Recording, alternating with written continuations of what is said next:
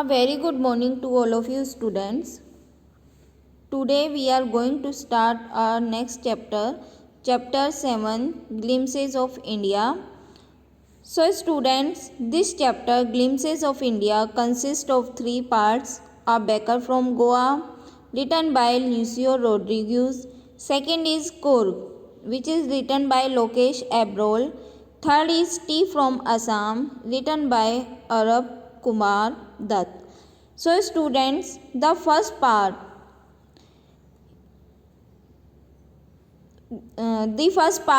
is a pen portrait of a traditional Goa village baker, we can say pedder, who still has an important place in Goa culture, although the Portuguese have left India long back. So students, now we are going to discuss the summary of this chapter, means a baker from Goa. So first point is bread making in Goa. This is a pen portrait of the traditional Goa village baker who is still remembered by Goa's. Bread making started from the Portuguese days. They were the lovers of bread. Bread making was an art which needed perfection. Mixing, molding and baking. These three were the areas of specialization of making bread. The loaves were baked in time-tested furnaces. This profession has been continued by the baker's descendant. Students, this is a pawn portrait.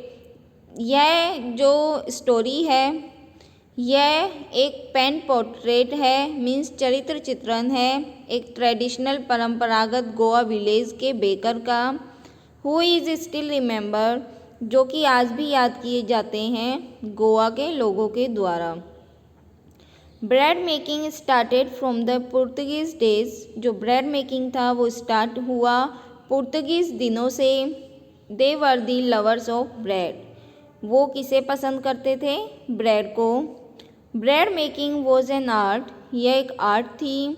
Which needed perfection. जिसमें perfection की ज़रूरत थी. Mixing, mix करना, moulding banana and फिर उसे bake करना. वर दी areas. यही जो 3 चीज़ें थी, यही वो एरियाज थे specialisation of making bread. Bread को बनाने का जो तरीका था वो यही था. The loaves were baked in time tested furnaces. यह जो लोव्स मीन्स जो डबल रोटी थी वो बनाई जाती थी भट्टियों में. दिस प्रोफेशन, यह जो प्रोफेशन था, has been continue by the baker's descendant. ये किनके द्वारा कंटिन्यू रहा? बेकर के द्वारा. Next point is the author's childhood days recalled. जो ऑथर है वो अपने बचपन के दिनों को याद करता है. The author remembers his childhood days when the baker used to be their friend, companion and guide. He used to visit twice a day, once in the morning during his selling hours and then again while returning after selling all his bread. The jingling thread of the bamboo he carried woke them up in the morning and they run to meet and greet him. They run for getting the bread bangers, which were a special made sweet bread. जो author है वो अपनी childhood के जो days हैं उनको recall करता है. The author remembers his childhood days when the baker used. जब जो बेकर है used to be their friend, वो उनके फ्रेंड हुआ करते थे, कंपेनियन साथी and guide. He used to visit twice a day. He means the baker. Baker used to visit twice a day. वो दिन में 2 बार आते. Once in the morning, एक बार सुबह के समय. During his selling hours, जब वो बेचने जा रहे होते थे उस टाइम में. And then again while returning, और जब वो वापस आते थे ब्रेड को बेचकर. The jingling thread of bamboo. Bamboo means बाँस. बाँस की जो जिंगलिंग थर्ड मीन्स जो साउंड होती थी. ही कैरीड वोक दैम अप. वो जो आवाज़ होती थी, वो जो साउंड होती थी मॉर्निंग में, इससे वो लोग उठ जाते थे। And they run to meet and greet him, और दे मीन्स जो चिल्ड्रन थे वो भागते हुए जाते और उनसे मिलते। They run for getting the bread bangles, they means children, जो चिल्ड्रन थे वो प्राप्त करते ब्रेड बैंगल्स, जो ब्रेड की जो बैंगल्स थी, जो रिंग्स थी उन्हें, जो कि स्पेशली बनाई जाती थी स्वीट ब्रेड की। Next is delivering the loaves. As the baker came he would call out of the lady of the house and wish her good morning. The children would be pushed aside and the loaves would be delivered to the maid servant. The author recalls the aroma of loaves that killed the air. The children would not even brush their teeth and ate bread bangles made of bread with tea. As the baker came, जैसे ही baker आते, he would call out the lady, तो वो घर की lady को आवाज़ लगाते, and wish her good morning, और उन्हें विश करते। The children would be pushed aside, बच्चों को साइड में कर दिया जाता, and the loaves would be, और जो डबल रोटी होती थी वो डिलीवर की जाती थी, दी जाती थी मेड सर्वेंट को। The author recalls the aroma of loaves, जो ऑथर है वो याद करता है, जो एरोमा मीन्स जो स्मेल होती थी, जो सुगंध होती थी लोव्स डबल रोटी की, जो कि पूरी एयर को फिल कर देती थी। The children would not even brush their teeth, और जो बच्चे होते थे यद्यपि वो अपने टीथ पर ब्रश नहीं करते थे।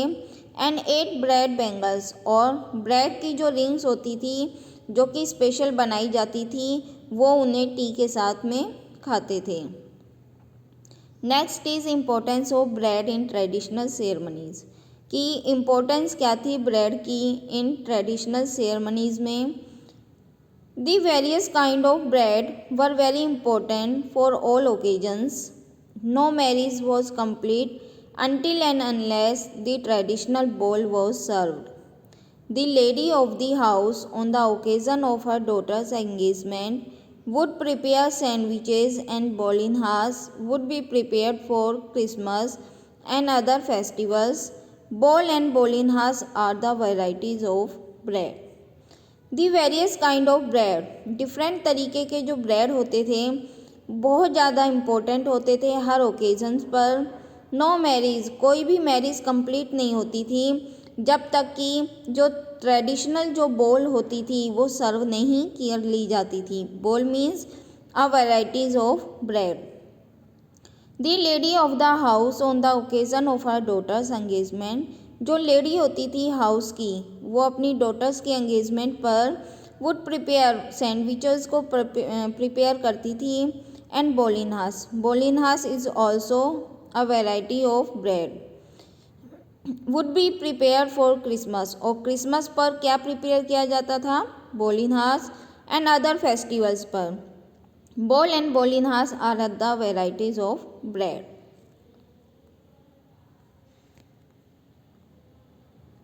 Next is the baker's dress. The baker was usually dressed in a kabai, a long frock reaching down to the knees, or a shirt and the trousers which were shorter than full length ones and longer than half pants. Even today, if anyone dares to go out in the streets wearing half pants, he is referred to as a pedder. Pedder means baker. जो baker था usually dress, वो हमेशा जो dress डालता था as a कबाई के रूप में। Kabai is a long frock reaching down to the knees. Kabai जो थी वो एक लॉन्ग फ्रॉक थी जो कि घुटनों के नीचे तक पहुंचती थी, और एक शर्ट थी and a trouser which were shorter, जो कि शॉर्ट होता था फुल लेंथ से, and longer than half pants, और हाफ पैंट से लंबा। इवन टुडे इफ़ एनीवन, यद्यपि आज भी कोई व्यक्ति गली में घूम रहा होता है हाफ पैंट्स डाले तो उसे किस रूप में जाना जाता है एज अ पैडर। पैडर means as a baker. Next, bread making a profitable profession. Bread making जो होता था वो कैसा बिजनेस था, profitable. The baker usually collected his bills at the end of the month. All the accounts were written on a wall in the premises with a pencil. It was a profitable profession during those days because Portuguese were lovers of fresh baked loaves. The baker, his family members, and his servants looked prosperous and happy. The baker हमेशा अपने जो bill होते थे वो collect करता था at the end of the month के end में. All the accounts were written on a wall with a pencil. सभी जो अकाउंट्स होते थे, जब सभी जो बिल्स होते थे वो सभी वॉल पर लिखे जाते थे पेंसिल के द्वारा. इट वॉज यह एक प्रॉफिटेबल प्रोफेशन होता था उन दिनों, क्योंकि जो पुर्तगीज़ थे वो पसंद करते थे फ्रेश बेक्ड लोव, जो फ्रेश सिका हुआ जो डबल रोटी होती थी उसे. जो बेकर होता था उसकी फैमिली मेम्बर्स होते थे और उसके जो सर्वेंट्स होते थे वो सभी खुशी दिखाई देते और समृद्ध होते थे, मीन्स रिच होते थे. Now students, here are some sentences which are highlights this chapter. So first is, the Portuguese in Goa were lovers of bread. Although those eaters of bread have now gone, but its makers still exist. During the childhood days of the narrator, a baker used to be their friend, companion and guide. The baker came twice a day, once in the morning and again while returning home after finishing his selling. The jingling thud of the baker's bamboo woke up the sleeping children. The children would peep into the baker's basket for the bread bangles. The children would eat bread with hot tea. The loaves were delivered to the servants of the house. The marriages were incomplete without the popular bol bread. Bolinas was a must during Christmas and all other festivals. The baker wore a particular knee-length frock known as kabai. The bakers wore a particular knee-length frock known as kabai. The bakers collected their bills at the end of the month. Baking was a profitable profession. Bakers had a plump physique testing to this. So students, I hope you must have understood this summary of this chapter. Thank you so much.